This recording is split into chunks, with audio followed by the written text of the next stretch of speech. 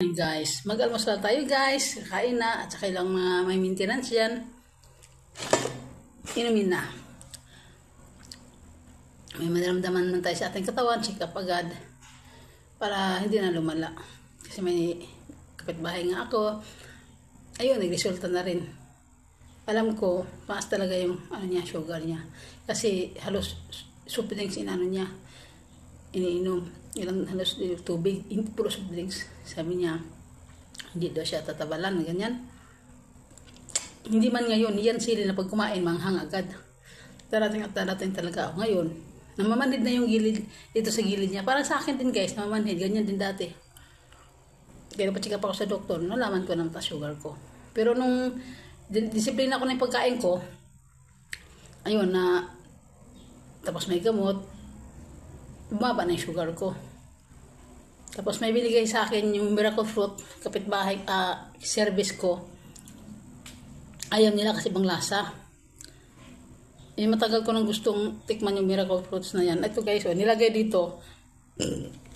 Dito nilagay. Hindi cook to guys Miracle fruit to, nilagay dito. Ginawa ng pinsan niyang doktor. Marami dito. Miracle fruit. Iba talaga lasa guys. Pero ako, siyempre kung alam ko namang para sa kabutihan ng katawan ko, marami kasing benepisyo niyan.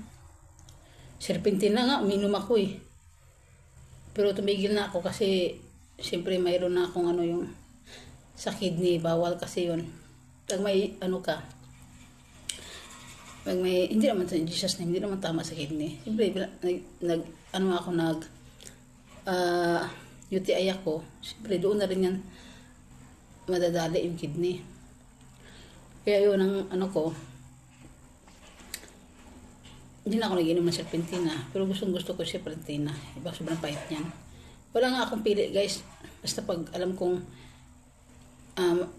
maganda at sa katawan, may benepisyo sa katawan, alak na uminom na wala namang benepisyo, yan pa kayang herbal yan nga sa katawan. Una guys, uminom ako nito, hindi ko type talaga, ginawaan ko ng paraan.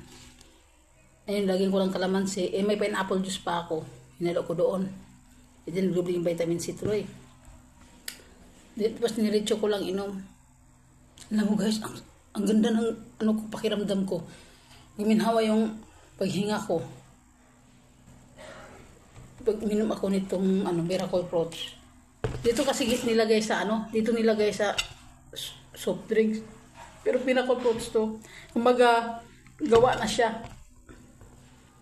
Iba nga lang lasa talaga, kailangan mayroong aftertaste Kaya binigay sa akin kasi hindi din nila gusto. Kaya nilagay ko sa rep, iinumin ko yan. Kanina yung pinakulo ang ininom ko, wala pang naman siyan ko yung okra na binabad ko sa tubig. Yan ang ininom ko sa umaga, wala pang naman sigura.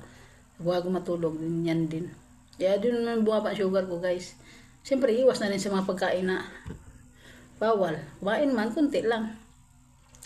Kasi habang medyo bata-bata pa tayo, iwasan na yung dapat iwasan. Kakain man, pero sakto lang. Saka, labanan agad. Nandiyan agad yung panguntra. Pero pag kumain ka ng lechon, pipino, bawang ka agad, o kaya mag-green tea ka. Nandun agad yung, panglaban. Kasi alam mo namang bawal sa'yo yan, pero mo. Kinain mo. Ang agad yung panguntra para iwas guys. Mahirap na magkasakit guys. Kaya sabihin natin may pera ka. Hindi yan sa pera. Yung iba nga may pera namatay pa rin. Kaya wag matakot magpa-check up para malaman at hindi lumala ang sakit. Mayroon namang government dyan Okay guys, yun lang share ko lang yung binigay ng kapitbahay ko sa akin na yung ka-service ko. Yun yung sa KS8. Shout out. Ano pangalan ni ate? Matangka. service ko sa KS8. Yung service ko si Kirsten. Yun. May kwininto pa siya.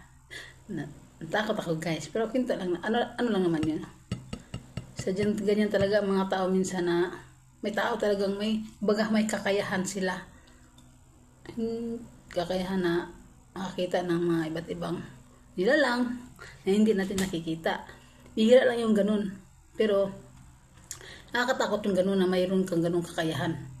Makikita mo yung mga iba't ibang mga white lady, mga kaluluwa dyan, diba? Hindi, ang nga natin kausapin. Hindi naman din natin ano yan kasi hindi lang tayo dito nakatira sa mundo. Kumbaga sila ang nauna dito. Kaya igalang at respeto, nandun yung magtabi-tabi. Katabi-tabi po, in Jesus name, kasi laging banggitin ang pangalan ng Panginoon. Kasi mas makapangyarihan pa rin ang Panginoon. Kaya iba dyan may stress, huwag magpa-stress. Imbes mag-stress, edi magkaroon na lang, magkasal. Muni-muni ka, kausapin mo ang Panginoon. Hindi lang kausap na yung galing sa puso. Kasi kung mag-pray ka dyan, minsan may pray lang, ganyan lang, tapos wala sa puso guys. Kasi ang titingnan ng Panginoon yung puso mo. Kaya kung mag-pray ka, talagang with all your heart, soul, and spirit, kailangan talaga ganun ang pag-pray. Kailangan, maganda talaga mag-pray ka na may mag-spend kang time sa Kanya na kayo lang dalawa.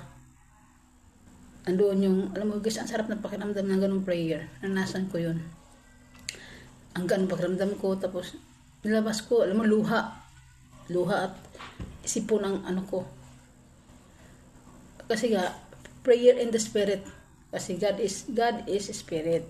Hindi man natin siya nakikita, pero nararamdaman natin siya. Lalo na pag sincere ka talaga.